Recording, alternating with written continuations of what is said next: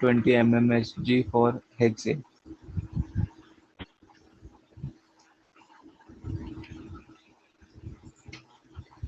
रुक जाए 2 मिनट। देखिए इसमें आपको तो वो रेशियो दे रखा है। सर वो मैंने इसको मतलब सॉल्व करा था, मतलब अपने हिसाब से करा था, मेरा आंसर आया था 0.45। सर इसमें आंसर दे रखा है मतलब 0.47 कुछ दे रखा है, तो सर इतना चल जाता है डिफरेंस। 0.45 और 478 दे रखा है इनका। ठीक है, हाँ तो बराबर ही तो है। पर सर इससे कोई मुझे ना ज्यादा इनका मेथड समझ नहीं आया। अच्छा, आपका मेथड क्या था? देखिए सबसे पहले इसमें देखिए, ध्यान दीजिए, अभिनव आप भी दीजिए। यहाँ पे दे रखा है 1:4 का रेशियो किसके किसके बीच में था? Pentane and hexane. Two hexane, इन दोनों का रेशियो था। ठीक है, तो मैं इसको मान सकता हूँ x और इसको मान सकता हूँ 4x, मान सकता हूँ ना? Yes sir. ठीक है, और ये मोल रेशियो है, तो यानी इसका x मोल और इसका 4x मोल। तो इसका मोल फ्रैक्शन जब निकालेंगे पेंटेन का मोल फ्रैक्शन, तो मोल फ्रैक्शन ऑफ पेंटेन क्या हो जाएगा आपका? पेंटेन का 1 है तो x अपॉन 5x होगा, यानी 1/5 होगा कि नहीं? यस। और मोल फ्रैक्शन ऑफ हेक्सेन जो होगा कितना हो जाएगा? सॉरी, 4x अपॉन 5 हो जाएगा। 4x upon 5x, x x cancel हो गया, तो 4/5 होगा कि नहीं? ओके सर, ओके, अब तो हो जाएगा। हो गया, हो जाएगा ना? हाँ, अभिनव अब तक आप बोले नहीं, आवाज नहीं जा रही है क्या मेरी?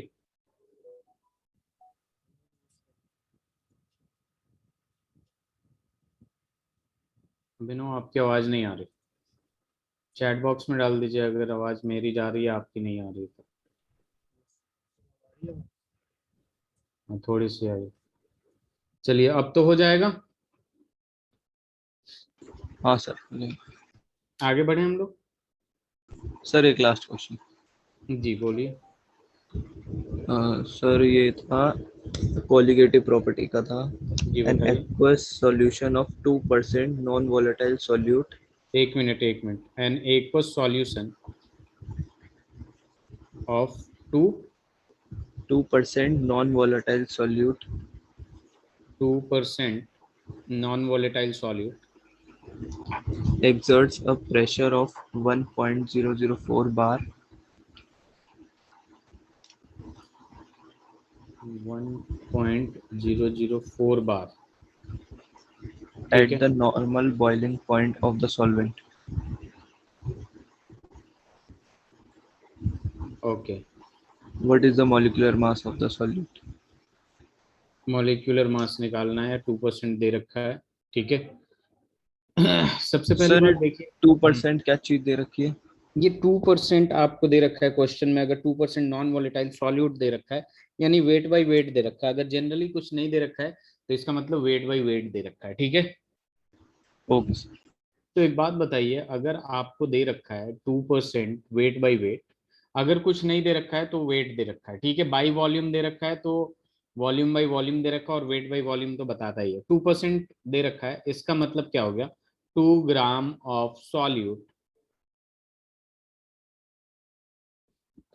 Present in 100 gram of solution. इतना ही होगा ना? बोलते जाइए साथ में। हाँ सर।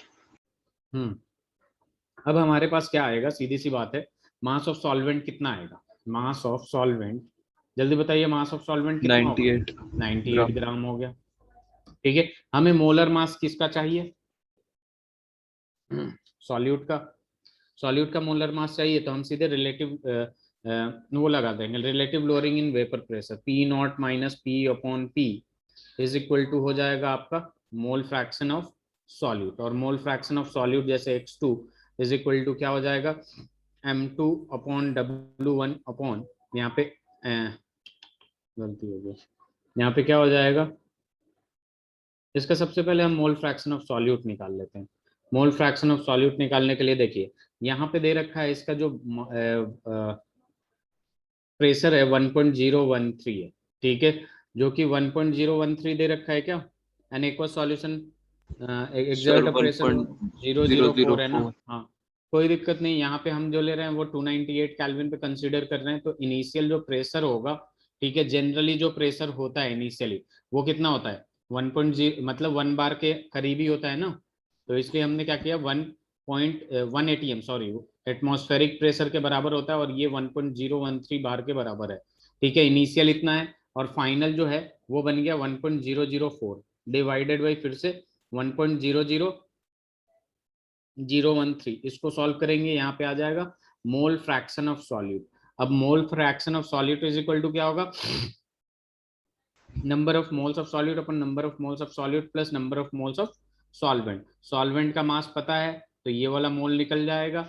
यहाँ पे इसको नेग्लेक्ट कर दीजिएगा, आप लोग चाहे तो इसको नेग्लेक्ट कर दीजिएगा, क्योंकि नेग्लेक्ट कर सकते हैं ना। सर हाँ, सॉल्वेंट वाटर।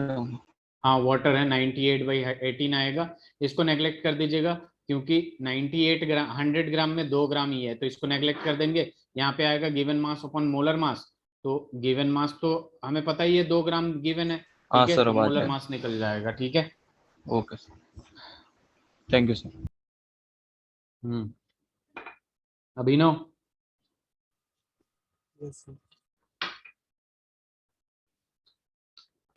तो स्टार्ट करें हम लोग। हमारे पास सबसे पहले क्या आता है, एजियोट्रॉपिक मिक्सचर। आप लोगों को नहीं पढ़ाया था मैं एजियोट्रॉपिक मिक्सचर, पहले सबसे पहले यस एजियोट्रॉपिक सर। मिक्सचर पढ़ाएंगे। ठीक है, और एक बात बता दीजिए मुझे, पहले एक चीज लिखना है। आप लोग नीट के लिए है ना या जेई नो के लिए? सर, जी। जेई, जेई के लिए है ना, ठीक है। सक्षम, एक्चुअल में इतने सारे बैचेज वगैरह है ना कि मैं भूल जाता हूँ। सक्षम, अभिनव त्रिपाठी जी, अच्छा आप दोनों लोग जेई के हैं। इससे पहले जो, अच्छा दिव्यम वाला बैच वो है, नीट है।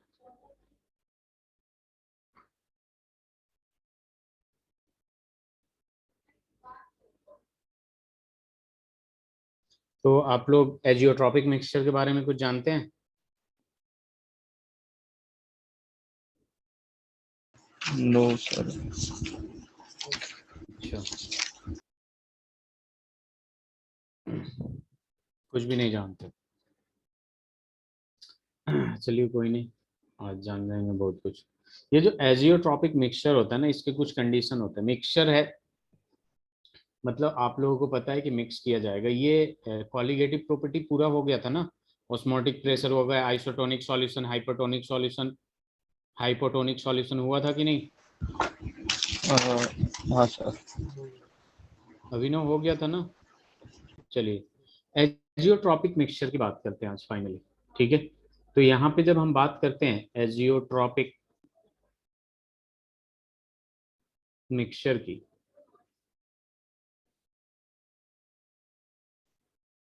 तो यहाँ देखिए एजियोट्रॉपिक मिक्सचर नाम से क्या पता चल रहा है, मिक्सचर होगा दो चीजों का, लेकिन एजियोट्रॉपिक मिक्सचर तभी बनता है, ठीक है, कोई एजियोट्रॉप्स तभी बनता है, इसके कुछ कंडीशंस होते हैं। ठीक है, जो सबसे पहला कंडीशन है उसका कि ये एक फिक्स्ड कंपोजिशन में मिलता है। ठीक है, सबसे पहला तो ये हो जाएगा आपका कि ये बाइनरी सॉल्यूशन होता है। बाइनरी सॉल्यूशन का मतलब क्या हो गया, कि बाइनरी सॉल्यूशन का मतलब क्या हुआ बताइए जरा। दो दो सिर्फ दो कंपोनेंट से बनता सिर्फ दो कंपोनेंट है, सॉल्यूट प्लस सॉल्वेंट। ठीक है, दो ही कंपोनेंट हो। अपना सिलेबस भी बाइनरी सॉल्यूशन पे था। तो एजियोट्रॉप्स बनाने के लिए हमारा सबसे पहला जो कंडीशन होता है, azeotropic mixture is a mixture which is binary. ठीक है, दूसरा जो कंडीशन है इसका कि वो फिक्स्ड कंपोजिशन होना चाहिए। कैसा होना चाहिए, फिक्स्ड कंपोजिशन होना चाहिए। ऐसा नहीं है कि आपने कुछ भी मिक्स किया और एजियोट्रॉपिक मिक्सचर बन गया। अगर इनकेस अगर आपको ये पता चल जाता है, जैसे मैं ये बताऊंगा आपको कि 95% ethanol in 5% water in 5% H2O, ये एक एजियोट्रॉपिक मिक्सचर बनता है। ठीक है, तो अगर ये आप फिक्स्ड कंपोजिशन आपने नहीं मिलाया, लाइक आपने 90% इथेनॉल लिया और 10% H2O ले लिया, तो वो एजियोट्रॉपिक मिक्सचर नहीं बनेगा। ठीक है। इसका जो दूसरा कंडीशन है कि हमेशा फिक्स्ड कंपोजिशन होना चाहिए। जैसे मान लीजिए आपको CO2 बनाना है, ठीक है, एक्सेस ऑफ ऑक्सीजन देंगे, CO2 में कन्वर्ट होगा कोई भी कार्बन कंपाउंड, ठीक है। लेकिन अगर आपने सप्लाई ऑफ ऑक्सीजन कम कर दिया, तो क्या वो CO2 की जगह CO नहीं देगा, कार्बन मोनोऑक्साइड नहीं देता है क्या? हाँ सर। वैसे ही होता है ये कि एक फिक्स्ड कंपोजिशन में एजियोट्रॉपिक मिक्सचर देगा। अगर आपने रेशियो चेंज किया, ठीक है, तो आपका एजियोट्रॉप्स नहीं बनेगा।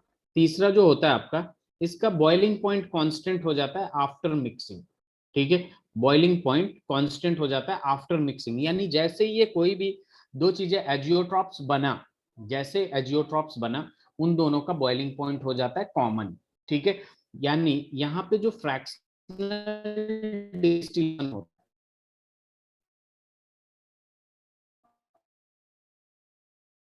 है पॉसिबल नहीं है, फ्रैक्शनल डिस्टिलेशन इज पॉसिबल। बात समझ में आ रहा है? फ्रैक्शनल डिस्टिलेशन यहाँ फिर क्या होता है, पॉसिबल नहीं होता है, क्योंकि इनमें क्या होता है आपका कांस्टेंट बॉइलिंग पॉइंट हो जाता है। हेलो? हाँ सर, आपकी आवाज अटक। कांस्टेंट बॉइलिंग पॉइंट हो जाता है, यानी फ्रैक्शनल डिस्टिलेशन पॉसिबल नहीं होता है। फ्रैक्शनल डिस्टिलेशन आप लोगों को पता है या नहीं?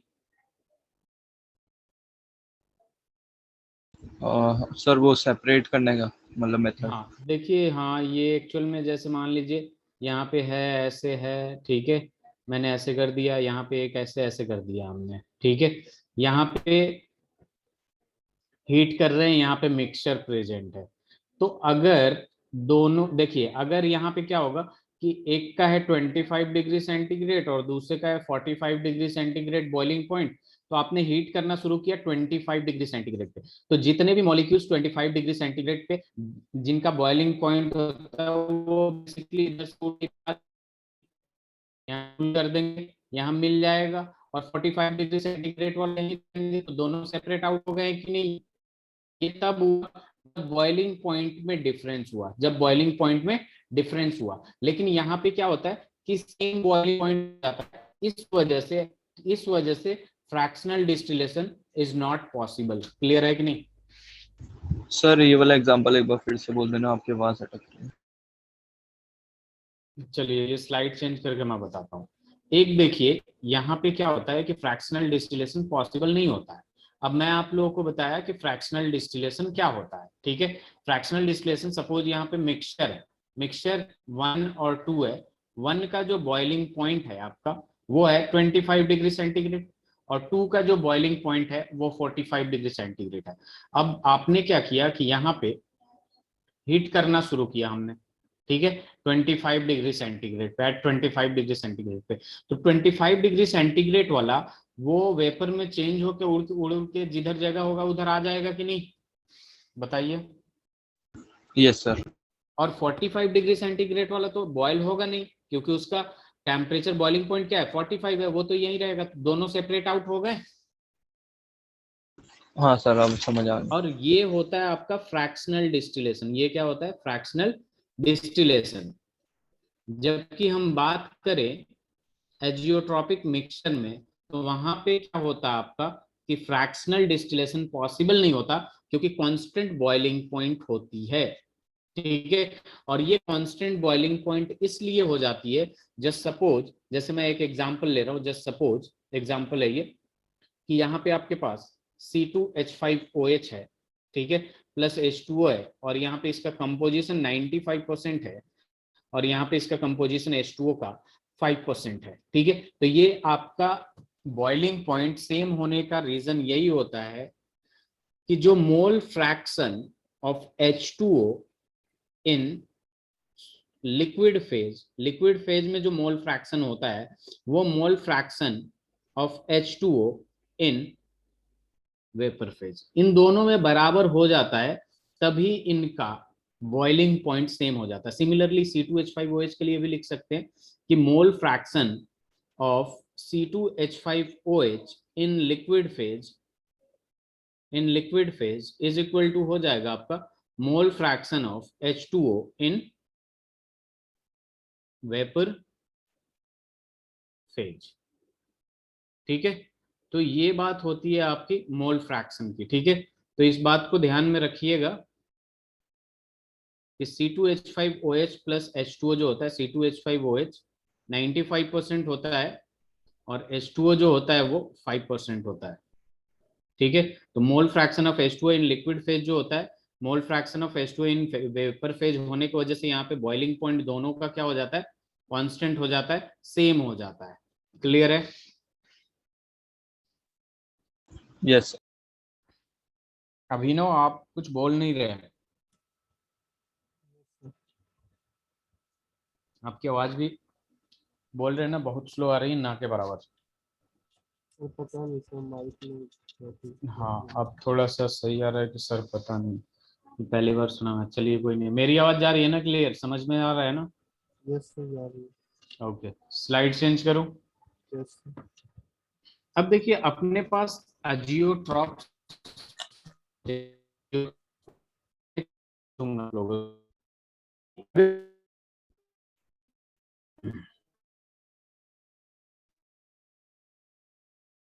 C2H5OH है, ये पहले भी सवाल पूछ चुका हूं आप लोगों से।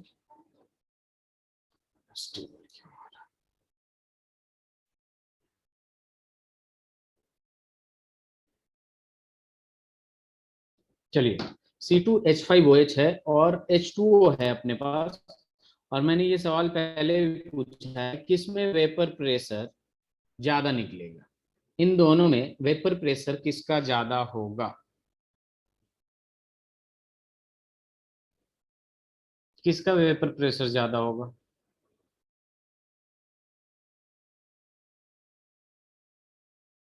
सक्षम? यस सर, एक मिनट सोच। सोचिए। इथेनॉल का ज्यादा होगा। किसका? आपकी आवाज सही से आई नहीं, इसलिए मैं दोबारा पूछा।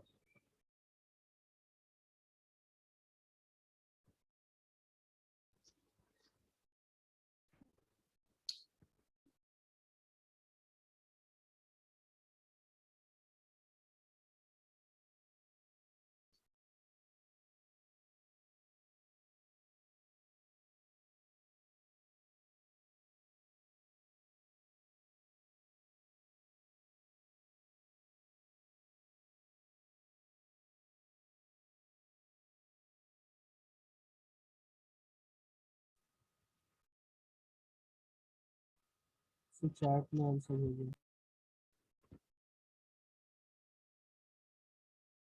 इथेनॉल का वेपर प्रेशर ज्यादा होगा। सक्षम आप भी ध्यान दीजिए, इथेनॉल का वेपर प्रेशर ज्यादा होगा। और इथेनॉल का वेपर प्रेशर ज्यादा क्यों होगा? क्योंकि हाइड्रोजन बॉन्डिंग इसमें 2 साइड से होती है और इसमें हाइड्रोजन बॉन्डिंग 4 साइड से होती है। ठीक है, तो इसको एक एक्स्ट्रा स्टेबिलिटी मिल जाता है और इसको कम स्टेबिलिटी मिलता है एज कंपेयर टू दिस। तो इसको तोड़ना आसान होता है एज कंपेयर टू दिस, और जितना जल्दी टूटेगा उतना जल्दी वेपर में चेंज होगा। यानी इसका जो बॉइलिंग पॉइंट होगा, इन दोनों में बॉइलिंग पॉइंट किसका ज्यादा होगा? सक्षम, ये कॉन्सेप्ट समझना बहुत इंपॉर्टेंट है क्योंकि हाँ कंफ्यूजन रहती है। ठीक है, तो ये आपको पता है कि वेपर प्रेशर C2H5OH का ज्यादा है, तो इसका H2O मतलब का boiling boiling point point, H2O का बॉइलिंग पॉइंट आगे, ज्यादा होगा। बॉइलिंग पॉइंट किसका ज्यादा होगा? इसका ज्यादा होगा। H2O। यानी बॉइलिंग पॉइंट इसका क्या होगा? लेस होगा। यस। होगा कि नहीं? यानी जिसमें जितना ज्यादा वेपर प्रेशर, उसका बॉइलिंग पॉइंट उतना कम, कह सकते हैं। जी सर। अभिनव समझ आ रहा है? चलिए, यस सर। अब देखिए यहाँ पे azeotropes agiotrophs with minimum boiling point and agiotrophs with maximum boiling point। ठीक है, यहां आ जाएगा agiotrophs with minimum boiling point and agiotrophs with maximum boiling point। अब देखिए यहां करेंगे मिनिमम बॉइलिंग पॉइंट की, तो ये देखिए ध्यान से, मिनिमम बॉइलिंग पॉइंट हमेशा आपका पॉजिटिवली डेविएटेड शो करता है और maximum boiling point negatively deviated show करता है। ठीक है, एज फॉर एग्जांपल यहाँ पे एग्जांपल लिखवा सकता हूं मैं कि C2H5OH प्लस H2O, ये कब जब ये आपका 95% होगा सॉल्यूशन में और ये आपका 5% होगा। ठीक है, सिमिलरली यहाँ पे भी देखेंगे नेगेटिवली में NO3 आता है आपका, प्लस में H2O आता है। ठीक है, और ये कब होता है, ये जब 68% होता है और ये 32% होता है, तब ये नेगेटिवली डेविएटेड शो करता है। क्लियर है, यहाँ पे क्लियर है सबको? सक्षम? Yes sir. अब इसे देखेंगे कि ये मिनिमम बॉइलिंग पॉइंट क्यों शो करता है, तो हम ग्राफ प्लॉट करते हैं। ठीक है, आप लोग ऐसे ही बनाइएगा। ठीक है, लेफ्ट हैंड साइड पे मैं मिनिमम बॉइलिंग पॉइंट शो करूंगा और इधर मैक्सिमम। तो सबसे पहले इधर मिनिमम बॉइलिंग पॉइंट में मैंने एक ग्राफ बनाने की कोशिश की। ठीक है, ग्राफ कैसे होगा, ग्राफ ये वही होगा जैसे हमने बनाया है, ये रहा आपका ऐसे और ये रहा ऐसे। अब यहाँ पे जब हम देखेंगे तो यहाँ मोल फ्रैक्शन ऑफ C2H5OH जो है वो यहाँ पे सपोज प्योर है C2H5OH तो 1 हो जाएगा, प्योर है यानी और कुछ है नहीं, तो मोल फ्रैक्शन ऑफ H2O क्या होगा, 0 हो जाएगा। Similarly mole fraction of H2O, यहाँ पे सपोज ये प्योर H2O है, जैसे हम लोग ideal and non ideal solution का ग्राफ प्लॉट कर रहे थे, एकदम वैसा ही है। C2H5OH ये क्या होगा आपका, सॉरी H2O का तो 1 होगा यहाँ पे। ठीक है, H2O का क्या होगा 1 और ये 0। अब ध्यान दीजिए जरा, अगर आइडियल सॉल्यूशन होता इसका ग्राफ कैसा जाता, इसका ग्राफ कैसा जाता, सीधा जाता। आइडियल सॉल्यूशन होता तो ग्राफ सीधा जाता कि नहीं? जी सर। और ये क्या है, पॉजिटिवली डेविएटेड है, मैंने पहले ही लिख दिया है पॉजिटिव डेविएटेड है पॉजिटिवली, तो इसका ग्राफ ऐसे जाएगा कि नहीं? हाँ सर। ठीक है, अब इसमें थोड़ा सा और करेक्शन करते हैं, ये रहा ये रहा, इसका जो ग्राफ जाएगा इसको थोड़ा सा हम ऊपर से ड्रॉ करते हैं। ठीक है, यहां से ये रहा, ये एक्चुअल में इसलिए यहां से ड्रॉ किया हूं क्योंकि मुझे पता है ये जो वेपर प्रेशर में क्रिएट होता है। ठीक है, और यहाँ पे कौन है, वाटर है, और यहाँ क्या है, इथेनॉल है। ठीक है, इसलिए यहाँ पे बनाया गया है ये ऊपर की तरफ से और ये ऐसे जाएगा। ठीक है, ये वेपर प्रेशर पॉजिटिवली डेविएटेड हो गया। अब मैंने क्या किया यहाँ पे मैंने क्या किया, इसके कोरेस्पॉन्डिंग एक और ग्राफ बनाएंगे हम लोग। Excuse me sir. जी सर, ये ऊपर जो आपने लाइन खींची है टोटल वेपर प्रेशर की लाइन थी ना? ये वाला नहीं सर, ये रेड वाली जो। नहीं, रेड वाली तो आपका आइडियल सॉल्यूशन के लिए, आइडियल अच्छा, सॉल्यूशन में ही तो सीधा सीधा देता है। हाँ सर, तो ये टोटल को रिप्रेजेंट कर रही है दोनों लाइन। टोटल को रिप्रेजेंट नहीं कर रही है ये अभी। हाँ चलिए ठीक है, टोटल को मान लेते हैं, टोटल को रिप्रेजेंट कर रही है बस समझने के लिए। ठीक है, टोटल को अगर रिप्रेजेंट कर रही है, चलिए आपको, हाँ ये बेटर है, मैं अलग अलग बता रहा था। ठीक है, तो ये टोटल को रिप्रेजेंट कर रही है, तो क्या होगा आपका, जो पॉजिटिवली डेविएटेड होगी ये इसके ऊपर से जाएगी कि नहीं? हाँ। ठीक है, अब देखिए इधर यहाँ पे क्या हो रहा है आपका कि यहाँ पे अभिनव ध्यान से देखिएगा, यहाँ पे इसका जो वेपर प्रेशर है वो ज्यादा क्रिएट हो रहा है कि नहीं? ठीक है, ये जो ग्राफ है आपका टेम्परेचर वर्सेस मोल फ्रैक्शन का है। ठीक है, तो यहाँ पे हमें पता है कि ये जो बॉइलिंग पॉइंट होता है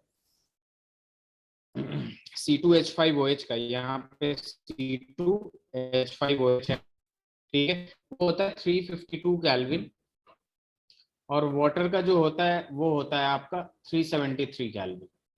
ठीक है, तो यहाँ पे देखा हमने कि वेपर प्रेशर मिक्स होने के बाद बहुत ज्यादा बना रहा है, क्या कर रहा है, बहुत ज्यादा बना रहा है। तो यहाँ पे जो मिक्स करने के बाद इसका जो बॉइलिंग पॉइंट आएगा ना, मिक्स करने के बाद इसका जो बॉइलिंग पॉइंट आएगा वो इन दोनों के बॉइलिंग पॉइंट से, इंडिविजुअल बॉइलिंग पॉइंट से भी कम आएगा। थोड़ा सा दिख रहा होगा आप लोगों को कि यहाँ पे अगर वेपर प्रेशर इसके वजह से दोनों को मिक्स करने के बाद वेपर प्रेशर बहुत ज्यादा बन रहा है तो उसके बॉइलिंग पॉइंट में डिक्रीमेंट होगा, और इंडिविजुअल का जितना होगा, यहाँ पे इथेनॉल का 352 है, यहाँ 373 किसका है, वाटर का है, लेकिन बॉइलिंग पॉइंट ऑफ मिक्सचर उससे भी कम आया। ठीक है, इसलिए इसको कहते हैं हम minimum boiling point. Okay sir. अभिनव,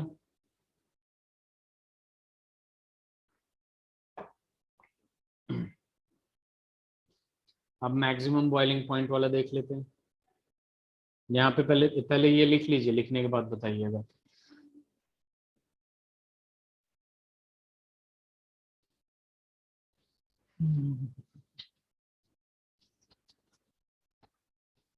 बाकी असाइनमेंट के सारे क्वेश्चंस हो गए थे।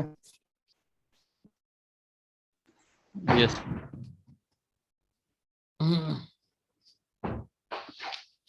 वेरी गुड, ये हो जाए तो बताइएगा।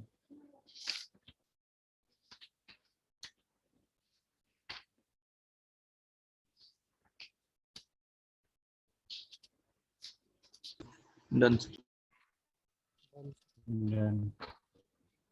ओके तो यहाँ देखिए, यहाँ पे अब अपने पास क्या है, नेगेटिवली डेविएटेड है, ठीक है। तो नेगेटिवली डेविएटेड है तो क्या करना है, यहाँ पे सपोज कर लेंगे मोल फ्रैक्शन ऑफ HNO3 जो है वो 1 है, यानी यहाँ प्यार है यहाँ पे प्योर है, और यहाँ पे H2O का क्या हो जाएगा, 0 हो जाएगा। Similarly mole fraction of H2O यहाँ प्योर है तो 1 हो जाएगा, और मोल फ्रैक्शन ऑफ HNO3 क्या हो जाएगा, 0 हो जाएगा। यहाँ पे अगर हम देखें तो ग्राफ सीधा सीधा प्लॉट हो जाएगा आपका, ठीक है। अब यहाँ पे ये निगेटिवली डेविएटेड है, तो नेगेटिवली डेविएटेड होने की वजह से ये कैसे जाएगा, ऐसे जाएगा कि नहीं जाएगा ना। ये वेपर जी सर। प्रेशर और मोल फ्रैक्शन का ग्राफ है। अब देखिए हम क्या करेंगे, यहाँ पे हमने क्या किया कि अब इसके कोरिस्पॉन्डिंग टेम्परेचर में ग्राफ प्लॉट करना है, ठीक है। तो टेम्परेचर और मोल फ्रैक्शन के बीच में जो ग्राफ प्लॉट करते हैं हम लोग, ये रहा टेम्परेचर और ये रहा मोल फ्रैक्शन। यहाँ पे क्या आपका मोल फ्रैक्शन ऑफ HNO3 और यहाँ है आपका मोल फ्रैक्शन ऑफ H2O है, यहाँ भी मोल फ्रैक्शन ऑफ H2O है, ठीक है। अब यहाँ देखिए खुद कि यहाँ पे क्या हो रहा है, दोनों को मिक्स किया, ठीक है। यहाँ HNO3 यहाँ वाटर है, तो यहाँ पे हमें क्या देखने को मिलता है कि इसको मिक्स करने के बाद वेपर प्रेशर काफी डिक्रीज हो जाता है। हो रहा है कि नहीं, वेपर प्रेशर काफी डिक्रीज। यहाँ पे जब देखेंगे हम तो यहाँ पे देखिए वाटर, ये HNO3 का 350 केल्विन के आसपास होता है, और इसका वाटर का कितना होता है, 373 केल्विन होता है। लेकिन वेपर प्रेशर मिलाने के बाद वेपर प्रेशर बहुत कम क्रिएट हो रहा है, बहुत डिक्रीज हो गया वेपर प्रेशर क्रिएट होना, यानी force, strong force of attraction वहां हो गया होगा, जिसकी वजह से वो वेपर प्रेशर में इजिली कन्वर्ट नहीं हो रहा है। बात समझ रहे हैं आप? हेलो। हाँ सर। तो इस वजह से यहाँ पे हमें क्या करना पड़ेगा, टेम्परेचर ज्यादा देना पड़ेगा इसको तोड़ने के लिए, वेपर में चेंज करने के लिए। और यहाँ पे क्या होता है कि इंडिविजुअल वाटर का जितना वेपर बॉइलिंग पॉइंट होगा और HNO3 का, नाइट्रिक एसिड का जितना बॉइलिंग पॉइंट होगा, उससे भी ज्यादा हो जाएगा आपका किसका, मिक्सचर का बॉइलिंग पॉइंट। तो इसलिए इसको कहते हैं हम मैक्सिमम बॉइलिंग पॉइंट, और इसको कहते हैं हम मिनिमम बॉइलिंग पॉइंट। क्लियर है? Okay sir.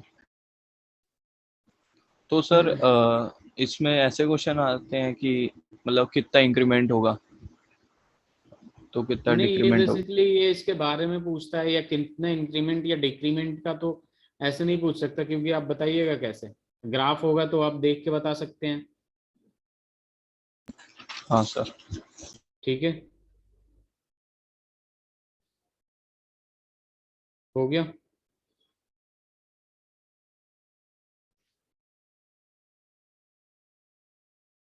Done. Slide change करूं? यस। चलिए ठीक। अब देखिए अपने पास ये वाला चीजें खत्म होने के बाद अपने पास आता है वेंट ऑफ फैक्टर, ठीक है। लेकिन वेंट ऑफ फैक्टर कंप्लीट होने से पहले मैंने एक चीज आप लोगों को बताया था क्या, कि ideal and non ideal solution को कैसे पहचानते हैं, पूरा चार्ट वगैरह बनवाया था। हाँ सर। चलिए अच्छी बात है, वेरी गुड। वो चार्ट हमेशा ध्यान में होना चाहिए आपके। और एक क्वेश्चन कर लीजिए, उसके बाद आगे बढ़ेंगे हम। चलिए क्वेश्चन लिखिए जरा। कि at 100 degree centigrade, at 100 degree centigrade, the vapor pressure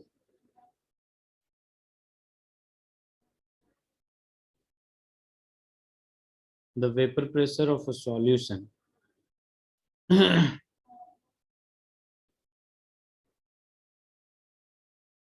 six 6.5 gram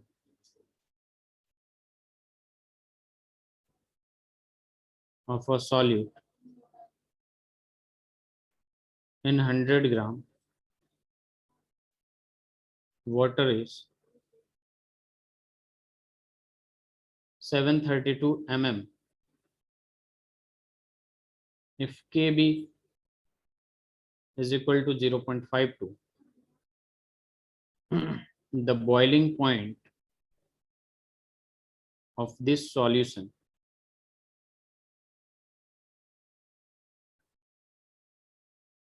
will be 102 degree centigrade, 103 degree centigrade, 101 degree centigrade, और डी है आपका 100 degree centigrade.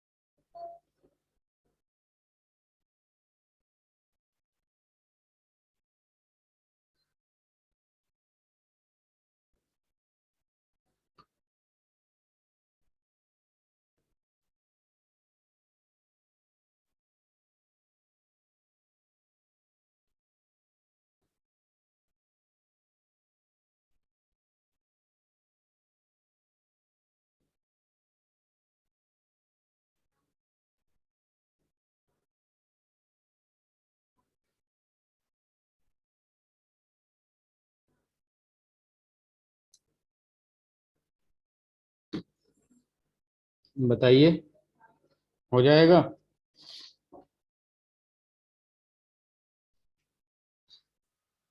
Yes, sir, 100 degree centigrade vapor pressure of a solution of 6.5 gram of a solute 6.5 ग्राम है in 100 gram water, यानी solvent का 100 ग्राम है, is 732 mm। ठीक है, और सी आ रहा है। सी क्या हो रहा है? सी, हाँ, very good very good.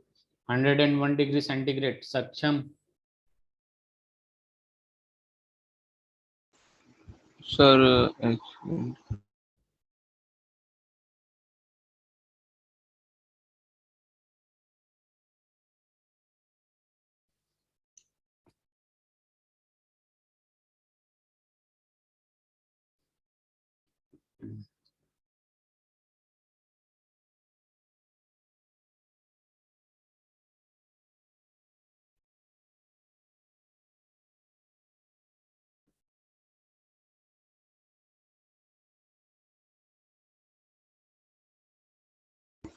Sir नहीं, ये देखिए बहुत ही आसान है। यहाँ पे हमें क्या निकालना है? Boiling point of this solution निकालना है। तो आपको एक चीज ध्यान में आ रहा होगा, के बी लिखा है तो इतना तो आता है कि delta T B is equal to K B into M, ठीक है। और बॉइलिंग पॉइंट ऑफ सॉल्यूशन पूछ रहा है, तो बेसिकली यहाँ पे सॉल्यूशन का बॉइलिंग पॉइंट क्या होता है आपका, यहाँ पे एलिवेशन इन बॉइलिंग पॉइंट होता है ना, तो यहाँ पे फॉर्मूला क्या होता है, टीबी माइनस टीबी नॉट होता है या T not B minus T ये होता है, बताइए जरा। Sir TB minus TB. TB naught T not B, ठीक है, ये होता है। तो हमें जो निकालना है बॉइलिंग पॉइंट ऑफ सॉल्यूशन, ये निकालना है हमें, ये निकालना है टी सॉरी सॉल्यूशन का निकालना है ना, ये वाला निकालना है हमें, ठीक है। अब देखिए ये निकालने के लिए सबसे पहले हमें क्या करना पड़ेगा, हमारे पास ये होना चाहिए, और उसके लिए के बी गिवन है, मोलालिटी की बात करते हैं, ठीक है। मोलालिटी के लिए भी अगर देखा जाए, मोलालिटी इज इक्वल टू, हमें हमारे पास मोलालिटी हो तो number of moles of solute upon में क्या आ जाएगा, mass of solvent in KG, mass of solvent in KG. Mass भी सॉल्वेंट का गिवन है, कितना गिवन है आपका, मास ऑफ सॉल्वेंट है 100 ग्राम, ठीक है। मास ऑफ सॉल्वेंट है आपका 100 ग्राम, क्लियर है, ये ठीक है। तो इसको भी कन्वर्ट कर सकते हैं, और number of moles of solute की बात कर रहे हैं, तो ये 6.5 ग्राम ऑफ अ सॉल्यूट है। यानी यहाँ पे डायरेक्ट गिवन नहीं है कि सॉल्यूट क्या है आपका, अगर सॉल्यूट गिवन होता तो आपका सॉल्यूट का नाम गिवन होता बस, तो नंबर ऑफ मोल्स निकाल लेते कि नहीं। जी सर। तो अब यहाँ पे लगाएंगे हम लोग फॉर्मूला, कौन सा फॉर्मूला लगाएंगे, relative lowering in vapour pressure वाला, ठीक है। कैसे लगाएंगे, P not minus P S solution का upon P naught is equal to क्या हो जाता है, मोल फ्रैक्शन ऑफ सॉल्यूट, यही होता है ना। अब देखिए जी ये जो सर। पी नॉट है, ओरिजिनल, ओरिजिनल की बात करेंगे तो ओरिजिनल जो होता है वो किसके बराबर होता है, एटमॉस्फेरिक प्रेशर के बराबर, तो वो किसका होता है 760, ये अपने आप लेना पड़ेगा, ठीक है। उसके बाद मिलाने के बाद इसका जो हो गया वो 732 हो गया अपॉन 760, 1 होता है ना सक्षम,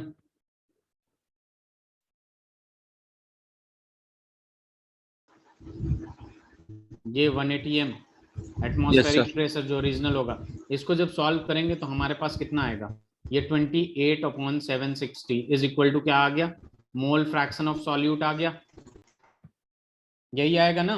अब मोल फ्रैक्शन ऑफ सॉल्यूट का फॉर्मूला क्या है, number of moles of solute upon number of moles of solute plus number of moles of H2O is equal to 28। इसको कैंसिल करने की कोशिश करेंगे तो होगा क्या, हाँ सर, 14 अपॉन में 380। 7 अपॉन में कितना आ जाएगा, चलिए और इसको ऐसे ही रहने दीजिए, 28 अपॉन 760, ठीक है। अब 7 यहाँ पे हाँ इधर देखिए, 190। ठीक है, यहाँ पे देखिए सक्षम, ये जो number of moles of water है वो बहुत ज्यादा है आपका, नंबर ऑफ मोल्स ऑफ इसको तो इसको नेग्लेक्ट कर सकते हैं ना अभिनव, आपको तो आपने तो कर लिया, तो यहाँ पे number of moles of N2 upon यहाँ पे क्या हो जाएगा, number of moles given mass upon molar mass is equal to 28 upon 760। अब ये number of moles is equal to क्या हो जाएगा आपका 28 इंटू 100 अपॉन में क्या आ जाएगा 760 इंटू 18, तो यहाँ से आएगा आपका नंबर ऑफ मोल्स, ठीक है। और number of moles is yes. Equal to आप लगा दीजिएगा delta T B is equal to K B into M, K B into M लगा दीजिएगा, और delta T B is equal to T B minus T not B is equal to K B का value given है, ठीक है। और एम का value number of moles of solute, ये एम का वैल्यू निकाल सकते हैं ना अब, क्योंकि number of moles of solute आ गया। यस। अब हमें पता है प्योर सॉल्यूशन का वाटर है तो इसका कितना होता है 100 डिग्री सेंटीग्रेड होता है, ये भी हो गया, तो ये तो निकाल ही सकते हैं ना। यस सर, आवाज। तो बेसिकली जब भी केबी वगैरह पूछे ना आपका, जैसे आपको बी पूछे, ठीक है, बॉइलिंग पॉइंट, तो हमें याद होना चाहिए एलिवेशन इन बॉइलिंग पॉइंट, ठीक है। तो जितना होगा, जैसे ओरिजिनल होता है जो प्योर वाटर का 100 डिग्री सेंटीग्रेड, तो के बी इंटू एम को सॉल्व कर लीजिए, वो जितना है उसमें ऐड कर दीजिए, तो ये ऑलमोस्ट 1 डिग्री आएगा, ठीक है, खुद ही देख लीजिए 1 आ जाएगा। के बी का वैल्यू कितना है 0.52 है, इसका number of moles of solute कितना आएगा, जितना भी आएगा divided by mass of solvent कर लेंगे, आ जाएगा कि नहीं। तो यस। स्लाइड चेंज करें, यस सर। चलिए वेरी गुड, अब स्लाइड चेंज करते हैं हम लोग। और अपने पास आता है सबसे पहले वेंट हॉफ फैक्टर की बात है। ठीक है, वेंट हॉफ फैक्टर बहुत इंपॉर्टेंट है टॉपिक और बहुत आसान है।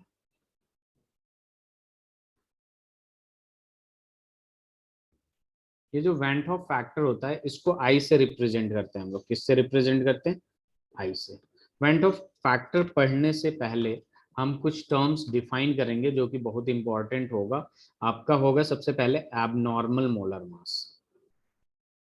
एबनॉर्मल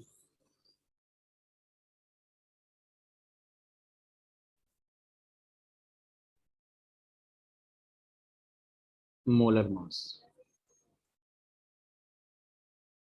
जब एबनॉर्मल मोलर मास की बात करते हैं हम लोग, ठीक है, तो सबसे पहले इसको डिफाइन कर देता हूं मैं। ठीक है, साथ साथ में आप लोग भी लिखिएगा, फिर एक्सप्लेन करेंगे। When non volatile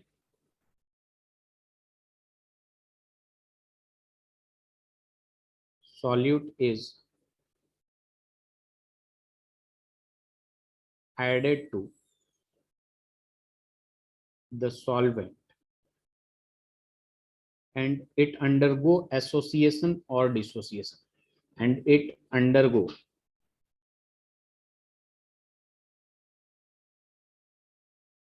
association or dissociation,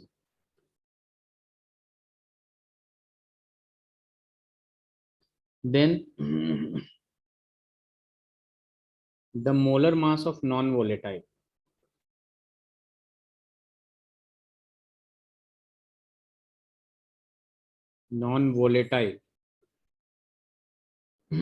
solute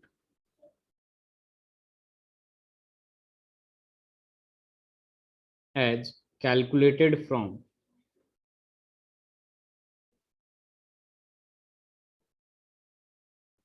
colligative property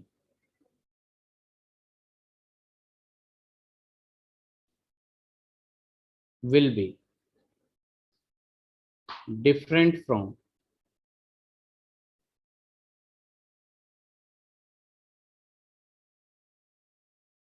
its normal molar mass. Normal molar mass. This is known as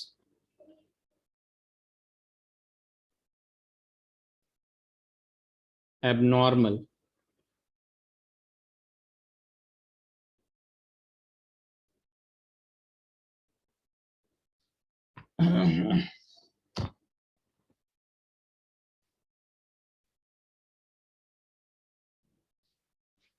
तो आप लोग पहले इसे लिख लीजिए, उसके बाद हम बात करेंगे।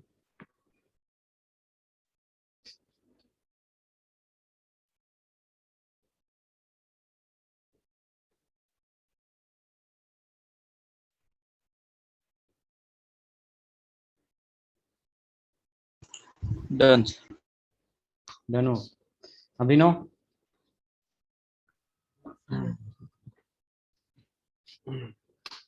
देखिए यहाँ क्या हो रहा है कि जब नॉन वोलेटाइल सॉल्यूट को ऐड किया जाता है एक सॉल्वेंट में, तो या तो वो एसोसिएट होता है, दोनों मिलके चिपक जाते हैं, एक मॉलिक्यूल बना लेते हैं। जैसे एक मॉलिक्यूल सॉल्यूट का हुआ, एक मॉलिक्यूल सॉल्वेंट का हुआ, दोनों चिपक के एक मॉलिक्यूल एसोसिएट कर लेते हैं।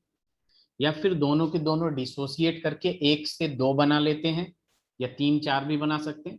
Then the molar mass of non volatile solute, जो मोलर मास होता है नॉन वोलेटाइल सॉल्यूट का, जो कैलकुलेट करते हैं from colligative properties. Colligative property का फॉर्मूला क्या होता है? Pi is equal to M R T, delta T B is equal to K B M, delta T F is equal to K F M. ठीक है, उसकी बात कर रहा है। Will be different from its normal molar mass and this is known as abnormal molar mass. ये clear हो जाएगा जब एसोसिएशन या डिसोसिएशन वाला आपको दिखाऊंगा, तो एकदम क्लियर हो जाएगा कि होता क्या है। ठीक है, इसको समझाने के लिए अगर मैं आपको ये दिखाऊं कि जैसे सबसे पहले NaCl लेते हैं हम लोग। ठीक है, हमने लिया NaCl। NaCl जो है किसी भी चीज में, चलिए एक्वस में ले लिया मैंने। अब ये क्या होगा? Na प्लस और Cl माइनस में कन्वर्ट हो गया। Na प्लस एक्वस में और Cl माइनस में कन्वर्ट हो गया एक्वस में। ठीक है। अब देखिए यहाँ पे क्या होगा कि इसका जो मोलर मास होगा बेसिकली यहाँ पे कितना होगा 58.5 ग्राम होगा, और यहाँ पे देखेंगे ये कितना होगा 23 ग्राम होगा, और ये कितना होगा 35.5 ग्राम होगा। ठीक है।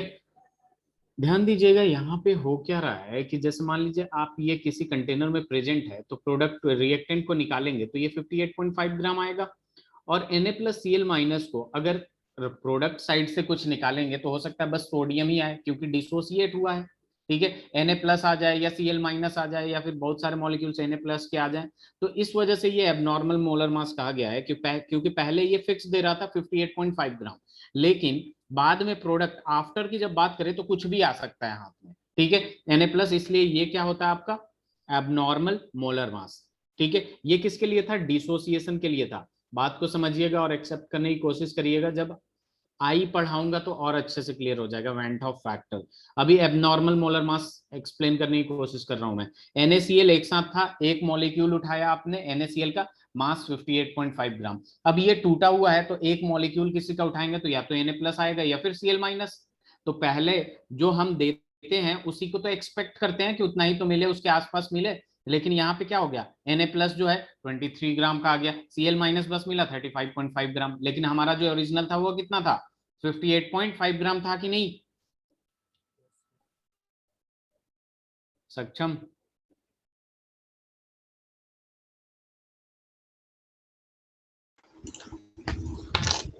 Yes sir. समझ आया? यस। ठीक।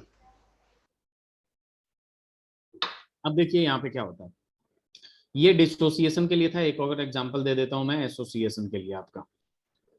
ठीक है।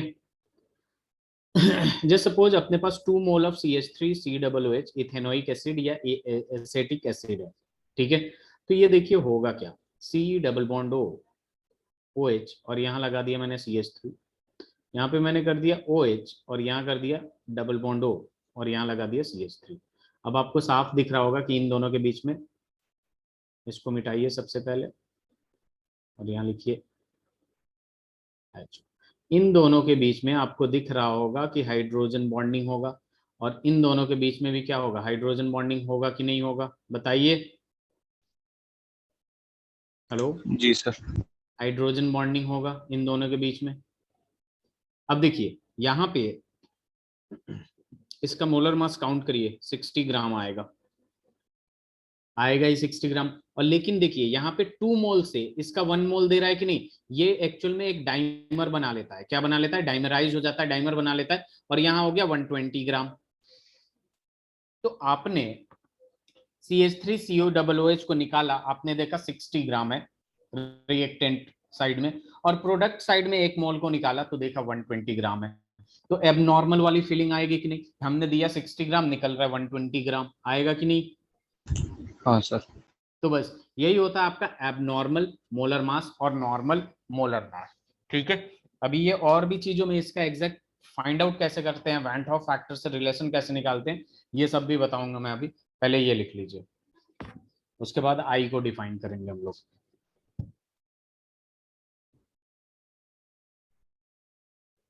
एनसीईआरटी आप लोग ट्राई करते हैं अभिनव?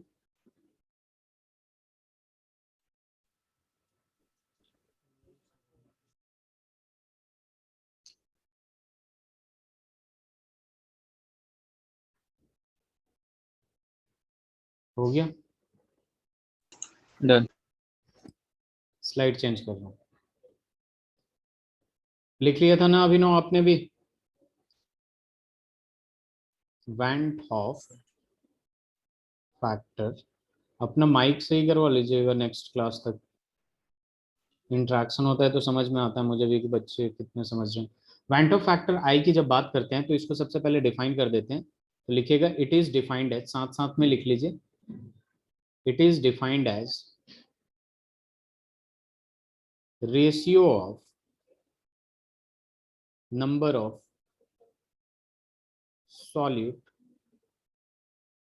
पार्टिकल, ये इंपॉर्टेंट है, आफ्टर एसोसिएशन और डिसोसिएशन आफ्टर एसोसिएशन और डिसोसिएशन,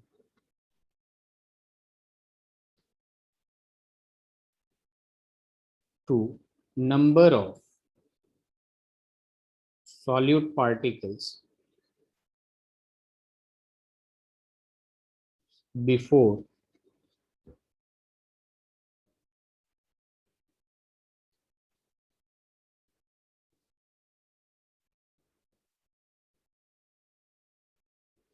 association और dissociation। ठीक है, तो यहाँ पे हो जाता है आपके पास कि I को हम ऐसे डिफाइन करते हैं, it is defined as the ratio of number of solute particles after dissociation या फिर association to number of particles, solute particles, basically solute particles before association और डिसोसिएशन। सर तो मतलब नॉर्मल मोलर मास अपॉन में abnormal. बिल्कुल,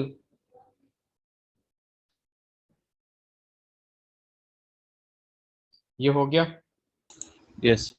देखिए अब आई का यहाँ पे फॉर्मूला लिखेंगे, सबसे पहला फॉर्मूला अगर लिखेंगे हम, तो आई का फॉर्मूला मैं लिख देता हूँ, I is equal to number of solute particle after association या डिसोसिएशन अपॉन में आ जाएगा number of solute particle before association या डिसोसिएशन। ठीक है, ये एक फॉर्मूला हो जाएगा, उसी सेंटेंस को मैथमेटिकल फॉर्म में लिख दिया हूं और कुछ नहीं।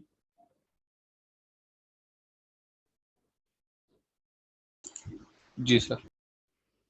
लिख लिया आप लोगों ने? यस।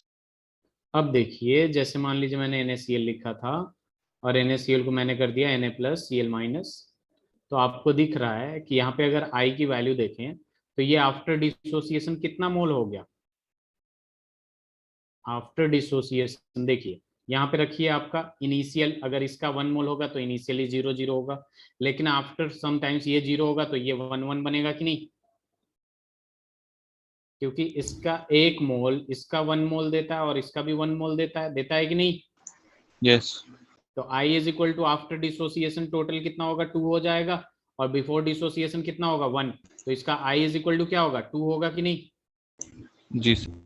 सिमिलरली MgCl2 है, ठीक है, इसको एक बार सॉल्यूशन में डाला हमने तो Mg+2 और इसको बैलेंस करेंगे तो 2Cl- आएगा। ठीक है, तो यहाँ पे अगर I निकालेंगे, ठीक है, तो I 3। निकालेंगे तो ये कितना हो जाएगा, 2 + 1 3 और डिवाइडेड बाई 1 कितना हो जाएगा ये, ठीक है 3, तो I इज इक्वल टू कितना आ जाएगा, 3 आ जाएगा कि नहीं। Yes sir. ठीक है, तो ये होता है अपने पास, 1 मिनट रुक जाएगा, ये हो जाता है आई क्या हो गया, आई मतलब एवेंट ऑफ फैक्टर। ठीक है, इसका बताइएगा आप लोग Al2SO4 का होल थ्राइस, ये हमें देगा, क्या देगा, इसका आई निकाल के बताइए।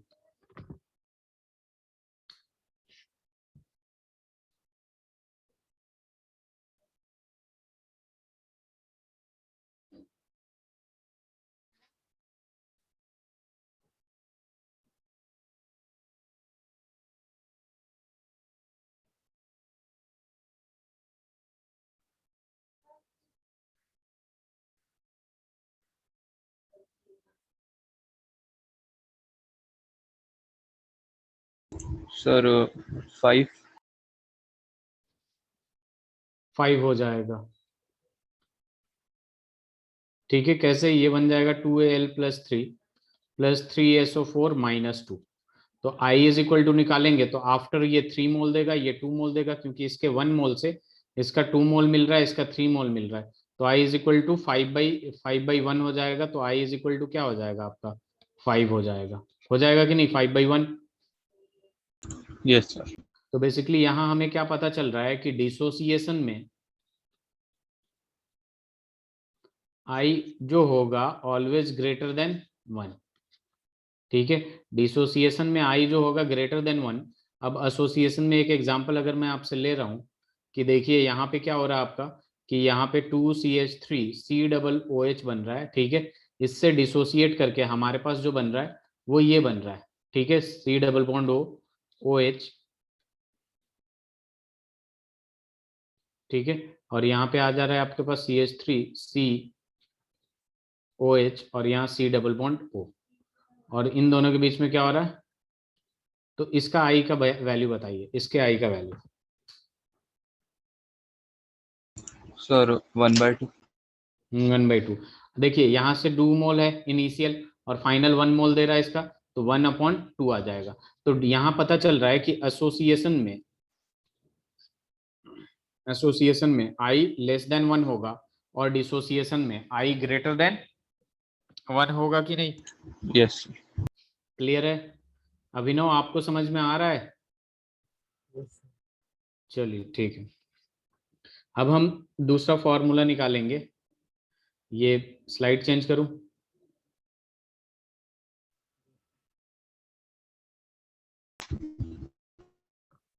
चलिए, आई का एक और फॉर्मूला होता है, वेंट ऑफ फैक्टर को एक बार और डिफाइन करते हैं हम लोग। तो ये देखिए कैसे डिफाइन करते हैं हम। सबसे पहले it is defined as ratio of normal molar mass of non-volatile solute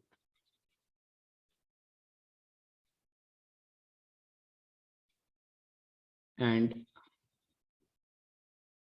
abnormal molar mass of non-volatile solute।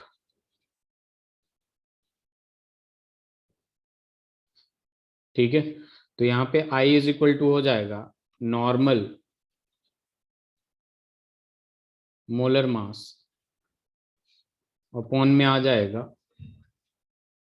Abnormal molar mass. Sir उल्टा नहीं होगा? क्या? नहीं, normal molar mass upon abnormal molar mass ही तो होगा। Ratio of sir normal molar mass of non क्योंकि volatile. आपने उधर वो आफ्टर आफ्टर वो लिखा था ना, मतलब आफ्टर डिसोसिएशन, तो आफ्टर डिसोसिएशन तो एब नॉर्मल ही लेते हैं।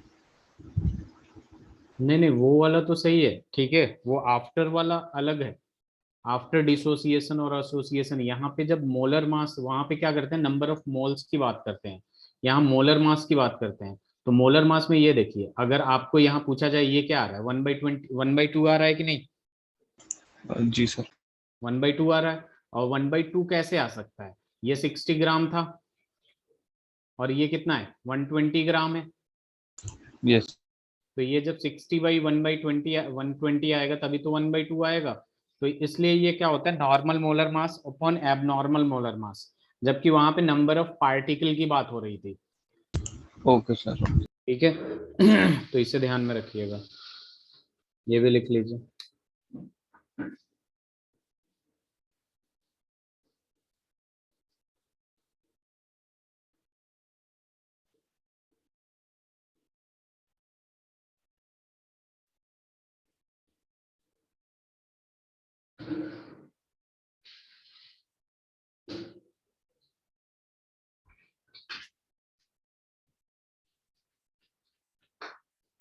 Done sir.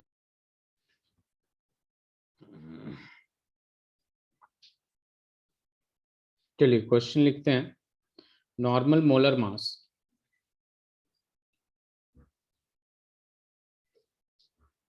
of benzoic acid is 122 gram per mole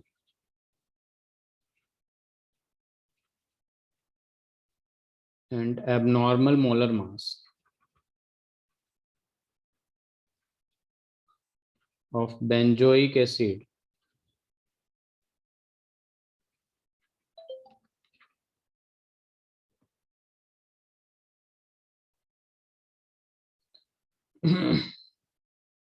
of benzoic acid is 244 ग्राम पर मोल। ठीक है, कैलकुलेट वेंट ऑफ फैक्टर। बहुत ही आसान इस पे क्वेश्चंस वगैरह पूछता है। सर 1/2। अभिनव कितना आया? नॉर्मल मोलर मास कितना है? 122 है। अब नॉर्मल मोलर मास कितना है? 244 है। तो ये 1/20 आ गया, 1/2 आ गया कि नहीं? यस। चलिए स्लाइड चेंज कर दूं। चलिए अब देखिए यहाँ पे वेंट ऑफ फैक्टर को एक और तरीके से डिफाइन करते हैं हम लोग। कैसे डिफाइन करते हैं? सबसे पहले डेफिनेशन लिख लेते हैं। It is defined as, it is defined as ratio of observed qualitative properties, CP लिख रहा हूं मैं, qualitative properties and calculated qualitative property। तो जो रेशियो होता है आपका ऑब्जर्व्ड क्वालिटेटिव प्रॉपर्टी और कैलकुलेटेड क्वालिटेटिव प्रॉपर्टीज को, उसको भी हम क्या कहते हैं? वेंट ऑफ फैक्टर कहते हैं, वेंट ऑफ फैक्टर कहते हैं। ठीक है अब देखिए वेंट ऑफ फैक्टर इसको भी कहते हैं। तो आई इज इक्वल टू क्या हो जाता है अपने पास कि ऑब्जर्व्ड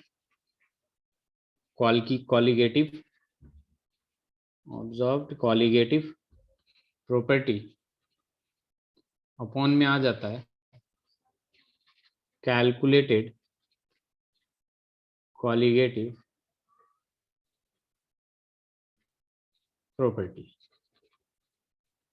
ठीक है, तो इससे लिख लीजिए पहले, फिर हम बात करेंगे।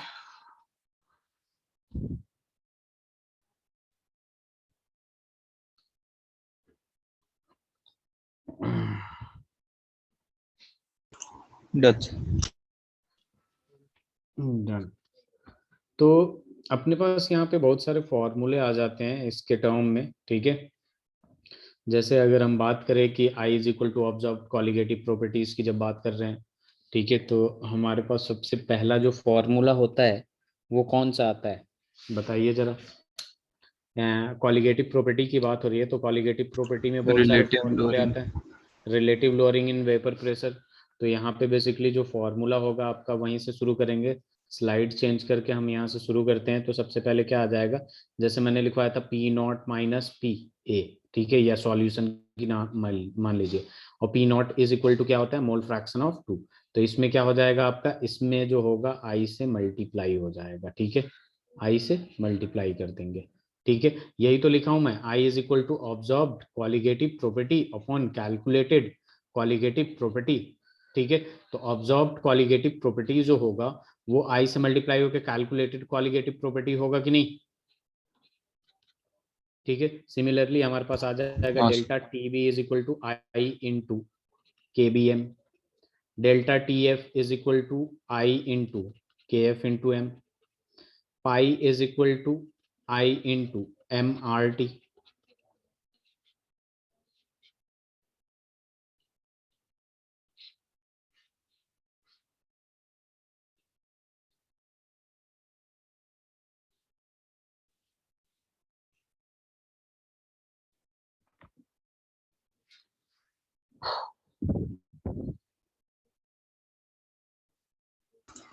डन।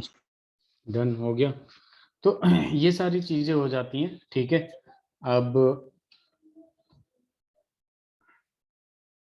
क्वेश्चन एक लिखिएगा, which of the following has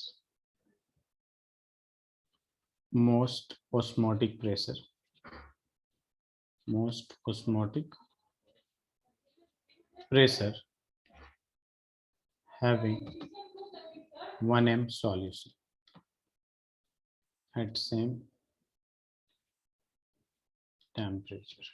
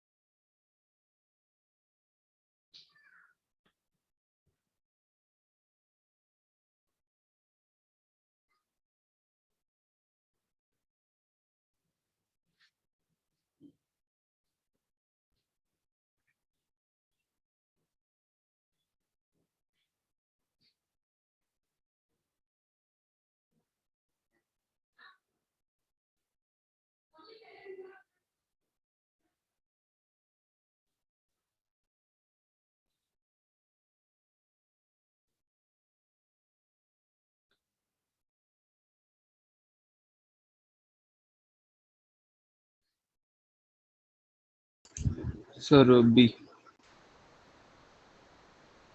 B. आप बताइए।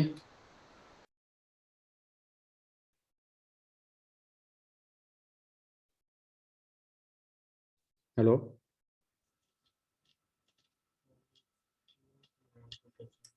यस सर आ रही। चलिए ठीक। तो यहाँ पे बी हो जाएगा, क्यों? क्योंकि देखिए पाई इज इक्वल टू, देखिए यहाँ पे क्या हो जाएगा आपके पास, pi is equal to I into M into R into T. देखिए टी सेम है, आर तो कांस्टेंट है, एम भी सबका सेम है। तो अब आई पे बात बनी हुई है, ठीक है। Na2SO4 में अगर देखें तो आई का वैल्यू कितना आ रहा है, 3 आ रहा है। Al2SO4 में आई का वैल्यू 5 आ रहा है। NaCl में आई का वैल्यू 2 आ रहा है, ठीक है। और भी कुछ था ना, MgCl2 में आई का वैल्यू 3 आ रहा है, ठीक है। तो आंसर क्या होगा, जो 5 है उसी का होगा सबसे ज्यादा। क्लियर है? Yes sir. सर चलिए, बी का 4 Al2SO4 का होल थ्राइस होगा, ये 2 पे तो कुछ होगा ही नहीं ना। Al2SO4 का होल थ्राइस ही बन सकता है, ठीक है। समझे आप? जैसे CaCl थोड़ी बनता है, CaCl2 बनता है ना। हेलो। हेलो।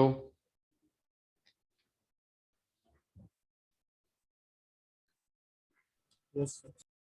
चलिए स्लाइड चेंज कर रहा हूँ मैं। तो अपने पास,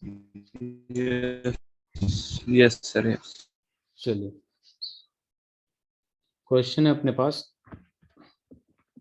the Van't Hoff factor I for a dilute aqueous solution. आपकी आवाज लैग कर रही है।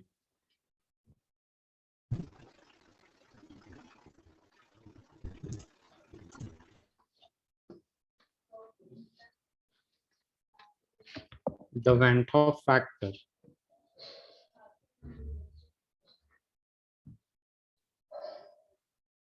I for a dilute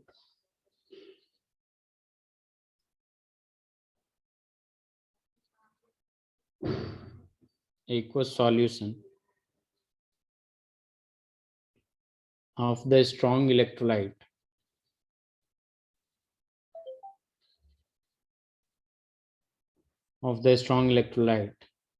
barium hydroxide is.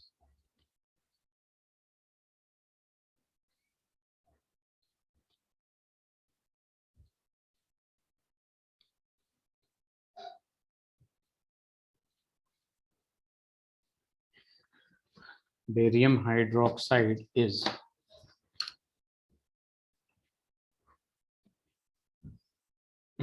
Hello.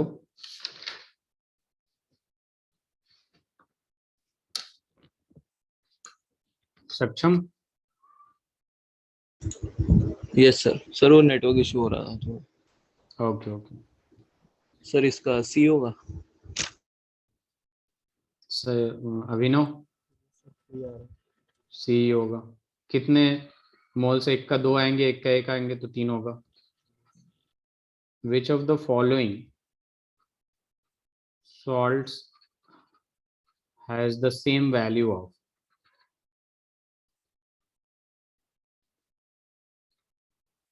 Van't Hoff factor I as that of K3 FeCN का होल 6 एक कॉम्प्लेक्स कोऑर्डिनेशन कंपाउंड है ये, coordination compound. ए का दे रखा है Na2SO4, बी दे रखे हैं AlNO3 का होल थ्राइस, सी है अपने पास Al2SO4 का होल थ्राइस, और डी है अपने पास NaCl। तो हमें ये बताना है कि इवेंट ऑफ फैक्टर आई का जो वैल्यू है जो K3FeCN6 में है वही किसमें होगा। सर AlNO3 सबसे पहले इसको डिसोसिएट करेंगे तो ये K3 जो है वो 3K+ में चला जाएगा, और ये ना अंदर से डिसोसिएट नहीं होता, ये ऐसे का ऐसा रहेगा, और +3 चार्ज पॉजिटिव निकला है तो यहाँ पे क्या हो जाएगा, -3 निकलेगा। तो 3 इसका और 1 इसका, 4 हुआ, 4 आई का वैल्यू हुआ यहाँ पे देखिए, यहाँ 2 यस है, यहाँ 5 है, यहाँ कितना है, 3 है, तो यहाँ कितना है, यहाँ टोटल 4 है, तो आंसर विल बी और बी। बी। क्लियर है? स्लाइड चेंज करूं? यस एक और क्वेश्चन है अपने पास, which of the following 0.10 m, small m है, aqueous solution will have the lowest freezing point?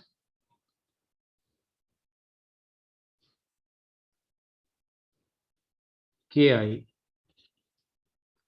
C12H22O11, C है Al2SO4 का होल थ्राइस, और D है C5H10O5।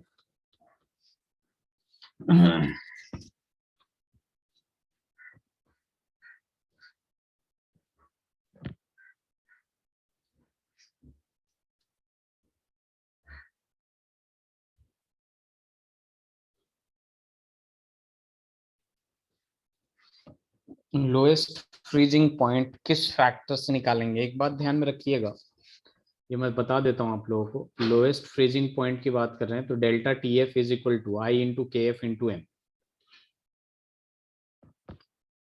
तो ये जो डेल्टा TF होना चाहिए ये छोटा होना चाहिए, ये जो I का वैल्यू जितना मैक्सिमम जाएगा ना, I का वैल्यू जितना मैक्सिमम जाएगा फ्रीजिंग पॉइंट उतना क्या होगा, आपका छोटा होता जाएगा। ठीक है, तो ध्यान रखिएगा आपका, it will have the lowest value if the value of Van't Hoff factor is maximum.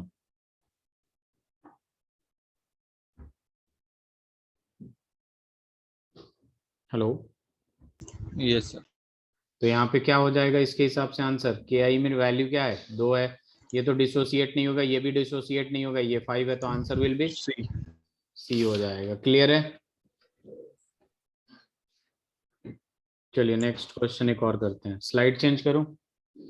Yes sir. अपने पास एक और क्वेश्चन आ जाता है, ठीक है। At 25 degree centigrade the highest osmotic pressure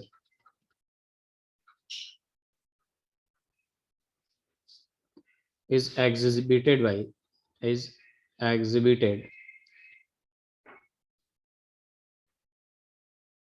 by 0.1 m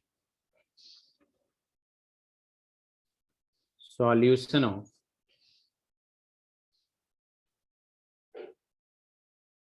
glucose, urea, CaCl2 and KCl।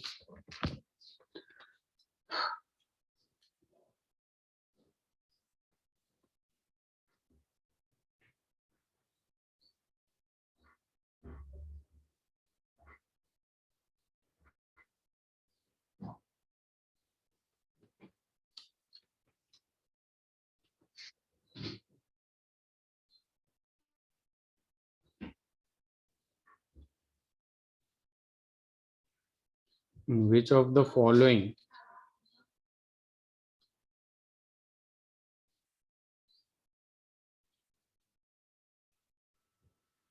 First का सी है। जी solution has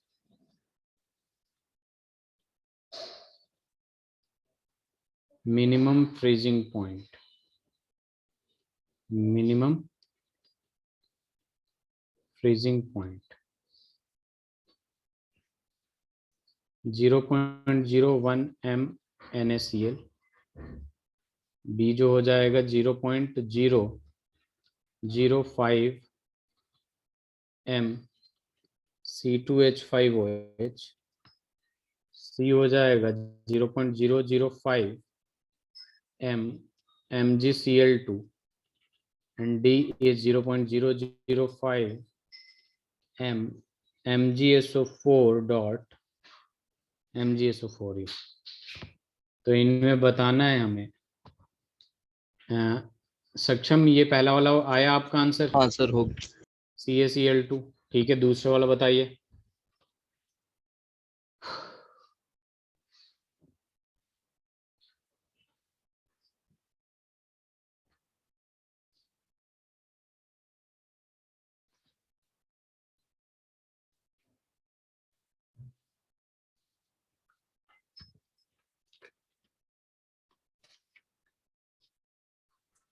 तो 0.0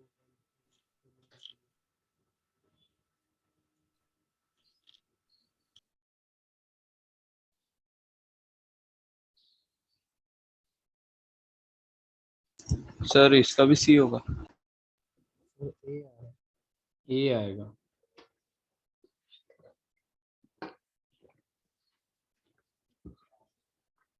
यहाँ पे क्या होगा आपका कि जिसका वैल्यू ज्यादा होगा बेसिकली, ठीक है, इसमें दो तीन चीजें देखनी पड़ेगी आपको। वो ये कि यहाँ पे देखेंगे सबसे पहले किसकी बात कर रहा है, NaCl की बात कर रहा है। 0.0 कितना है, 0.01 m NaCl। तो यहाँ पे देखेंगे हम सबसे पहले I की वैल्यू, तो I का वैल्यू जो है वो आ रहा है आपका 2। ठीक है, तो इसका ओवरऑल कॉन्सेंट्रेशन जो होगा वो कितना होगा, 0.02 होगा, यही होगा ना। ठीक है, ऐसे ही आप सबका चेक करिएगा। जैसे आप दूसरा क्या है आपका, ये तो ये देखिए, ये तो आपका क्या है, कोवेलेंट है, तो ये तो आयोनाइज ही नहीं होगा, इसकी बात ही हटा देते हैं। अब क्या है, 0.005 MgCl2, 0.005 MgCl2। अब इसमें I का वैल्यू नो डाउट 3 है, लेकिन यहाँ पे जो वैल्यू आएगा 0.005 इंटू 3, तो ये कितना हो जाएगा, 3 जब 15, 0.0। कौन बड़ा है, ये बड़ा है कि नहीं। अभी मैं दूसरा चेक करूंगा, MgSO4 ये भी दे रखा आपका 0.005 यस सर, वो तो छोटा ही हो। MgSO4 ये भी छोटा है। तो इस वजह से एक बात पॉइंट ध्यान में रखिएगा, यहाँ पे पॉइंट ये है कि डेल्टा TF इज मैक्सिमम और फ्रीजिंग पॉइंट इज मिनिमम। ठीक है, इन 0.01 m NaCl, यहाँ पे ये होगा। ठीक है, क्योंकि इसका वैल्यू बड़ा है। क्लियर है? Yes sir. चलिए, बाकी हम लोग नेक्स्ट, ये चैप्टर खत्म है। अब NCERT असाइनमेंट सब कर लीजिएगा आप लोग, नेक्स्ट क्लास में डिस्कशन करेंगे और फर्स्ट चैप्टर शुरू करेंगे, सॉलिड स्टेट। ठीक है सर, एजियोट्रॉप से मतलब कैसे क्वेश्चन आते हैं? एजियोट्रॉप से ये पूछ सकता है कि पॉजिटिवली डेविएटेड आपका मिनिमम बॉइलिंग पॉइंट क्यों शो करता है, या फिर उसमें जो दो एग्जाम्पल है बेसिकली आपका HNO3 और वाटर, उनमें पूछ देगा कि मिनिमम बॉइलिंग पॉइंट किसका है और मैक्सिमम बॉइलिंग पॉइंट किसका है। पूछा हुआ सवाल है ये कि विच of the following has minimum boiling point, तो आप पॉजिटिवली डेविएटेड देखिएगा, and which of the following has maximum boiling point, तो नेगेटिवली डेविएटेड देखिएगा। ठीक है अभिनव?